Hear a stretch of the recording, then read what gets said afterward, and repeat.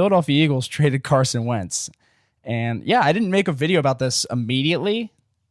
I kind of wanted to sit back and see how the base reacted to this situation. And before I kind of gave my thoughts and see what other people thought, because personally, I thought it was a mistake to trade him the way they did. They ended up, so let's just break down the deal. They traded Carson Wentz. The Philadelphia Eagles traded Carson Wentz to the Indianapolis Colts for Carson Wentz for a third-round pick in 2021 and a conditional second-round pick in 2022 that could become a first-round pick. And honestly, I'm pretty disappointed in this trade. I mean, talk about taking the lowest common denominator possible. That's what the Eagles did here, man. I just Howie Roseman's thought process here was just absolutely mind-boggling to me. Because I mean, we get rid of Doug Peterson, right? That happened a couple weeks ago, and you bring in Nick Sirianni, who, just let me preface this by saying the jury's out on that guy. I think he's an interesting guy. He obviously is horrible with the media, but Doug wasn't much better. And, I think he was a little bit in over his head in that opening presser. Not the best public speaker in the world, but I'm not really looking for that in a head coach. I'm just looking for a coach that can get the guys to wake up on Sunday and want to play football. That's all I want. And I think he could be that guy. I don't know. He at least he ran the ball in Indianapolis. That's one thing I will say. At least he ran the ball. So jury's out on Sirianni, but you get rid of Doug Peterson, right? Your Super Bowl head coach, which honestly I was for.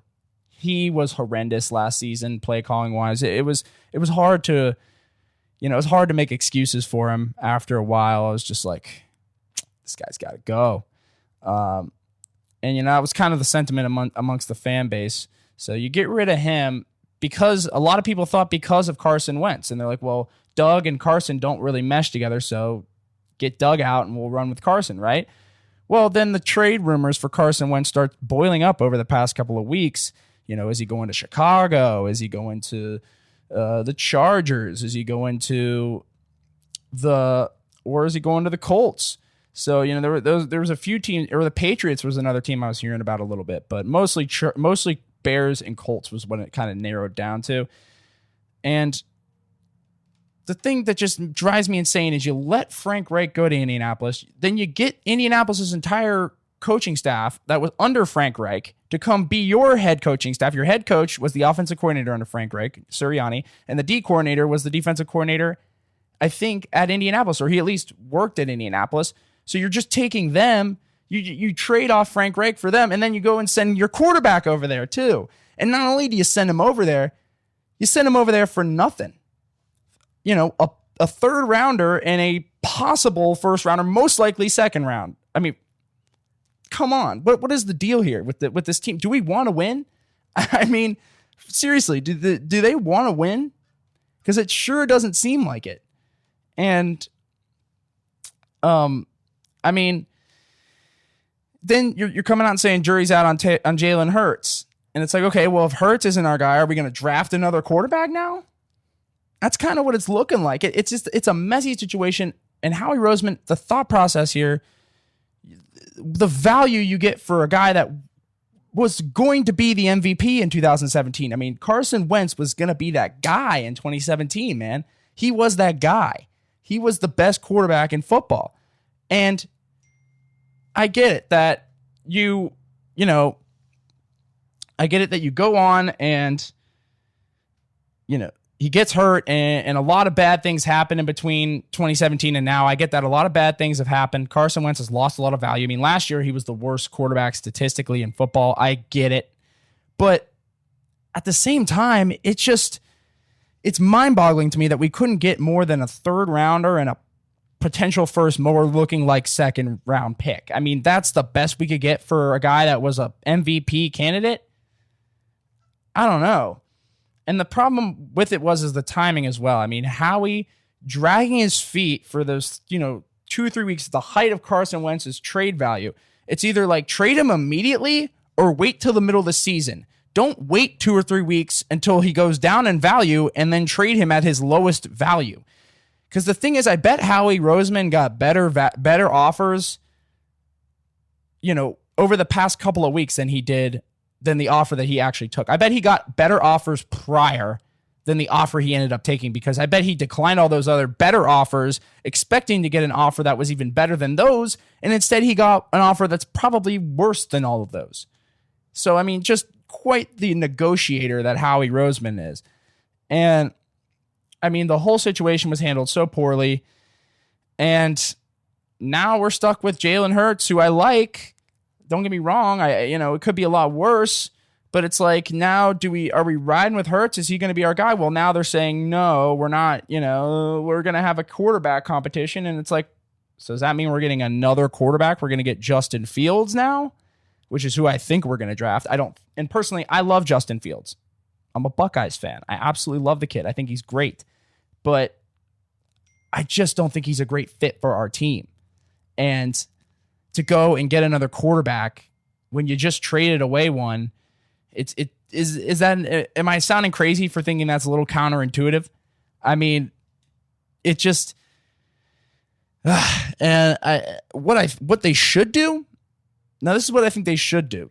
They should draft an offensive lineman in the first round. With that number 6 pick, they should draft the best possible offensive lineman in the draft class at that pick. That's what I think they should do. And if not, then at least get somebody on defense, get a defensive back, maybe a linebacker, even if there's a great playmaker available, that would be fine.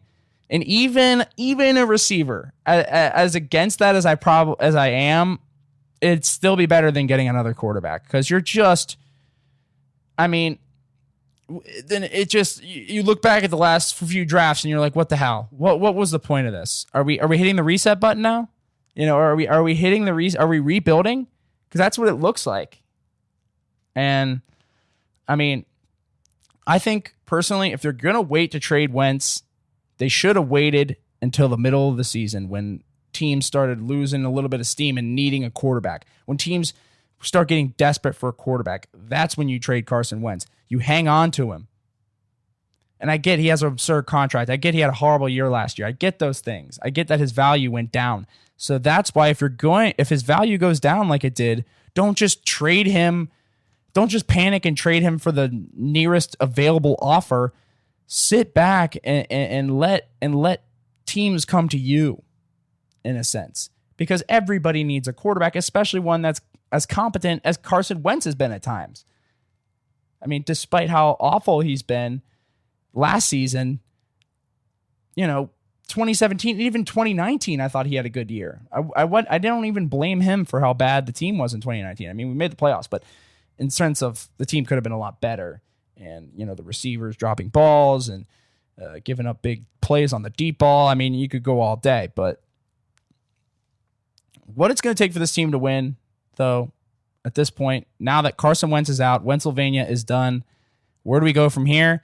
I think we ride with Hurts, get an offensive lineman in the draft, get more weapons, fortify the defense, just try and get young talent across the field. And especially at the offensive line, because we're declining there. I mean, we were on top for those years. I mean, with Jason Kelsey and Brandon Brooks and Lane Johnson and Jason Peters in his heyday. And we had a great offensive line and Big V, but a lot of those guys are either old, gone, or ineffective. So, we need to start pivoting in a new direction, or they're too expensive. That's another thing, which Jason Kelsey may end up being for us. So I don't know. We'll have to see what happens with all of it. But, just on the Wentz situation, I think it's a disaster. I think it could have been handled so much better. And it just proves again why the fan base is turned on Howie Roseman. And he needs to have a great draft here, or else more and more Eagles fans are going to be coming for his head, sadly. But figuratively, of course. But yeah, I mean, as for Wentz, though, I hope nothing but the best for him. He had some really bad luck in Philly. They rarely gave him a chance. And I know, the injuries and all the other variables. It just wasn't it just didn't end up working out. And, that happens when sometimes, when you make an investment, it doesn't always work out. And this was just an example of that for both parties. I mean, when things were great, they were great. And unfortunately, those great times didn't last too long. And, now we're back in mediocre land. And it's so funny that Super Bowl is just seeming more and more like a fluke as we go. But, we'll see what happens with all that.